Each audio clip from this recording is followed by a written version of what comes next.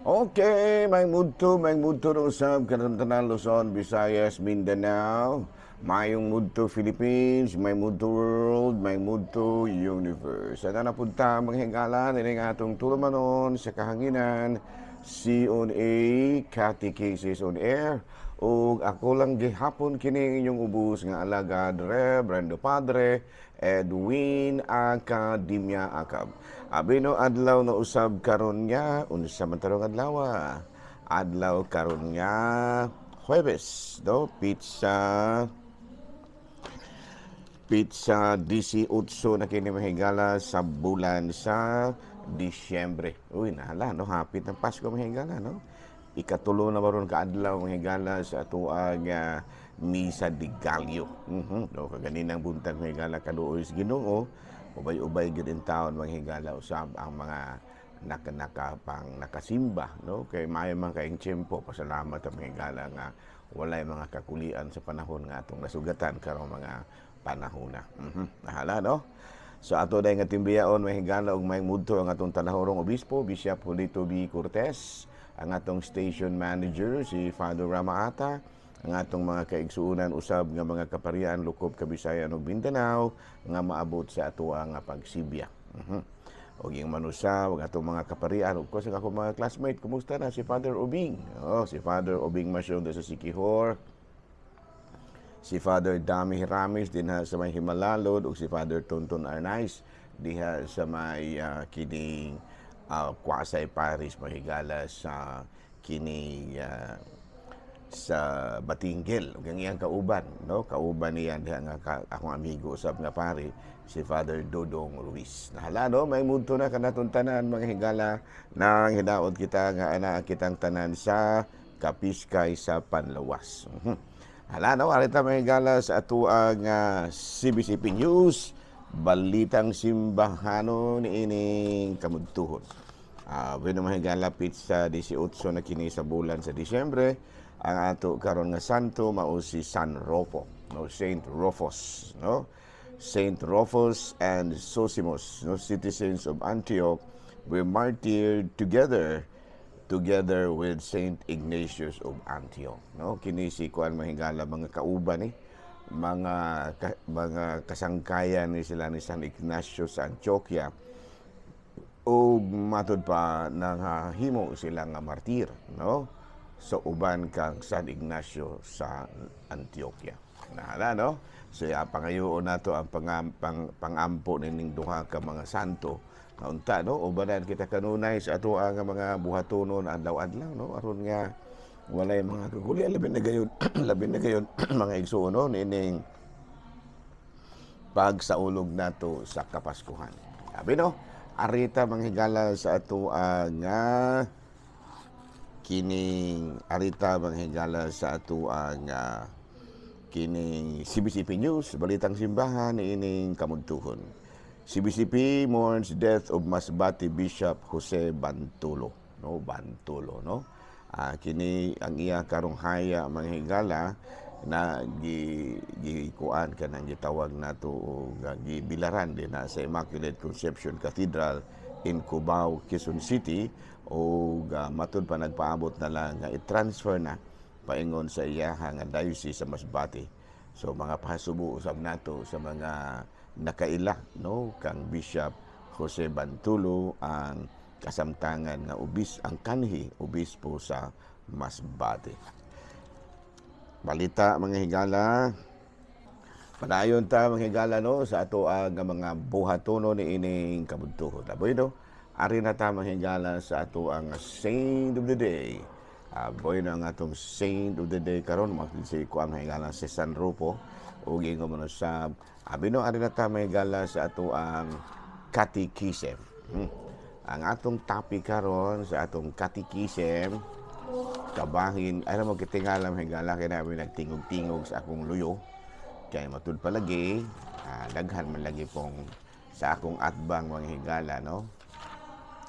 Sa ako ang tapad mong ni ako ang recording recording area ang kuan pod kanang sa ngalan ana kana bang covered court sa kunya sa parokya sa lungsod mo na nga daghan po kayo mahigala mga nagkuan, no? Ang mga mugamit usab niini. Abi na ang ato ang topic karon. Ang atong topic karon is about the papacy, no? Papacy. Papacy is an additional source of authority for Catholic. While many Catholics turn to the Bible for guidance, they are also able to turn the teachings of the Pope, to turn to the teachings of the Pope. The Pope is important as he represents a direct line back to Jesus. In this, Catholics see Jesus present in the papacy. Sa ito pa gala kung kinida ang pagkasanto Papa, kaya dito ang present Santo Papa na ito karon, si Pope Leo XIV.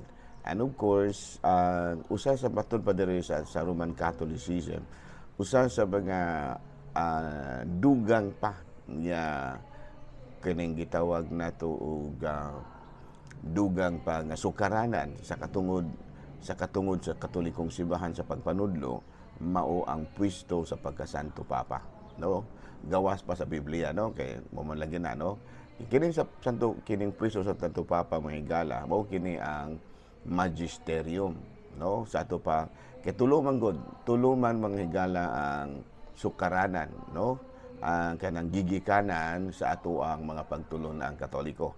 The first is magisterium, mao kini ang Santo Papa ug ang mga kining gitawag natong College of Cardinals or mga bishops, no? Unya, of course, ang kining gitawag natong Holy Scriptures dayong paghuman kining sacred tradition. Sa ato pa tulo unya matud pa mga higala, usapod sa kuhaanan gid nato sa mga pagtulunan sa Katolikong simbahan mao ang pagtulunan nga gitudlo sa Santo Papa, no? The Pope is important as he represents a direct line to Jesus. Ito pa, importante kayo ang atong talahon ng Santo Papa tungod kay adu naman siya direkta nga koneksyon ngadto kang Jesus, no? Diining mao nga katungod ang matud pa ang Santo Papa maoy matud pa maoy naghimo maoy naghatag, no, og presensya usa sa mga matud pa pamaagi, no, usa sa mga pamaagi nga diin si Jesus mahimong diin ang presensya ni Jesus maanaa sa ato ang kaugalingon maanaa kanato, no? Ang kining gitawag nato ang presensya ni Jesus maanaa kanato, no? Catholics see Jesus present in the papacy. So we Catholics believe Peter as the first pope because of his big responsibility, no? Matud pa kitang mga Katoliko nagtuog yun kita nga ang si San Pedro mao ang pinakauna nga Santo Papa tungod sa iyang responsibilidad nga gihatag ni Jesus, no? Sa Juan kapitulo 21 bersikulo 15 sa 18 nagkadayon si Jesus sa makatulong higayon, no? Peter, do you love me? No? And then maingon siya, tend my sheep, no? Pedro, gihigugma mo ba ako? O matod palagi, maingon si San Pedro nga oo, no? Ug maingon ang atong Ginoong Jesucristo, ati man na ang akong mga karnero. Ug gani ang matud pa ang maunga paagi nga diin gipangutana si Pedro ni Jesus sa makatulo mauusay tulo ka mga paagi nga diin nabakwi ni San Pedro ang iyang katulo usab kahigayon nga paglimod kang Kristo. So di ba na higayon may higayon man to mga higala nga si Pedro gipangutana nakaila ka ba ni ining tawhana unya niingon si San Pedro nga wala baya, no? Yun yan, no? Ug tuod man katong tulo ka higayon nga gipangutana usab si San Pedro kang kabahin ni Jesus nga niingon siya nga oo at mutuman ako mao katoy matud palagi kung gihigugma mo ba ako sa makatulo didto niya nabakwi, no, ang iyahang paglimod kang Kristo sa ikatulo kay gayon. Muna inaana ka ang kahulugan usab sa papacy. Hala, no, nya padayon ta mahigala og ari kita sa lain nga pagtulunan, no? Matud pa, Jesus compares his church with a house or with a flock. Ang atong Ginoong Jesucristo gipakasama ang iyang simbahan sama sa usa ka balay o sama sa usa ka kining panun, usa ka panun, flock, no? Kaya kung atong basahon sa Mateo kapitulo 6 versikulo 16 hangtod sa 18, busa sultihan ko ikaw. Ikaw si Pedro ug ibabaw ni ining bato, tukuron ko ang akong simbahan ug bisan gani ang kamatayon dili gayud makabuntog niini. Sa ato pa ang kining ang mga apostoles nahimong pundasyon sa simbahan nga gitukod ni Kristo. Ug gani si San Pedro iyang gidugangan pagyud og tahas na matud pa niya sa Mateo 16 kapitulo 16 bersikulo 19, ihatag ko kanimo ang mga yawi sa gingharian sa langit. Ang imong idili dinhi sa yuta, idili usab dito sa langit, ug ang imong itugot dinhi sa yuta, itugot usab dito sa langit. No, so mo kini siya, no, nga matud palagi gikuan gyud ni gitukod gyud ni Kristo, no, ang iyahang simbahan sama sa usa ka balay, no, kay matud pa niya ihatag ko kanimo ang mga yawi. O sa ato pa kay yawi man nagiskot siya og balay o kwarto, no.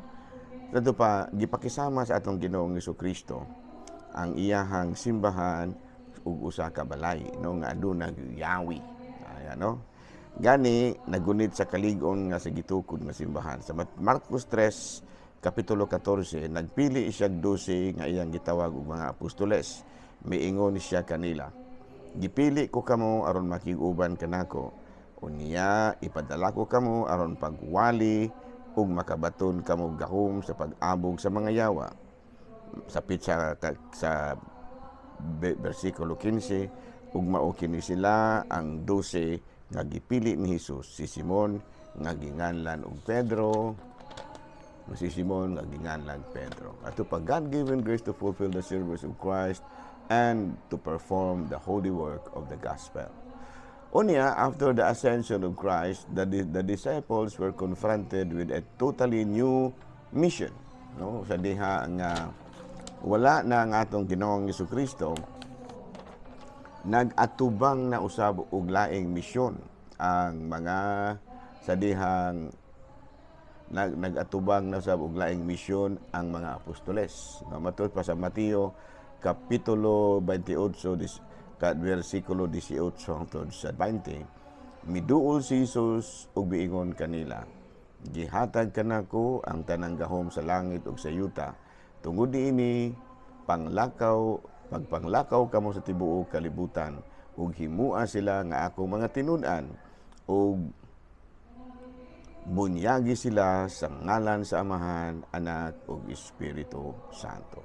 Ingon niya no. Sa ato pa kining ang katungod sa mga apostoles usa sa mga katungod sa mga apostoles mao ang pagtudlo ug paghimo og katawhan nga iya sa Dios, no, kay bunyagan man lagi sa ato pa, kun bunyagan sa ato pa himuo miyembro sa iyahang katawhan, no. Ug tungod niini matud pa ang mga apostoles nahimo nga usa ka grupo nga mao'y matud palagi usa sa mga kining pamaagi na nahimo siyang pangulo sa ka grupo nga ginganlan og mga sumusunod ni Kristo. Ug gani si San Pedro became the first bishop of Rome. The term pope was originally applied to all the bishops pero pag-abot ni Pope Gregory VII, ila na kining restricted its use to the Bishop of Rome, confirming a practice that had existed since the 9th century.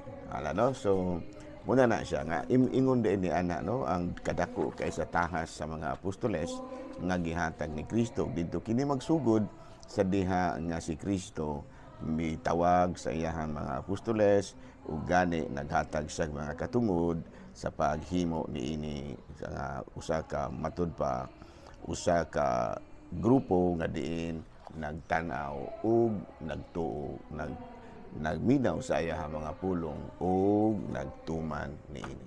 Abi no gamay nga hisgot-hisgot ganag may mahigala no. Kini bitang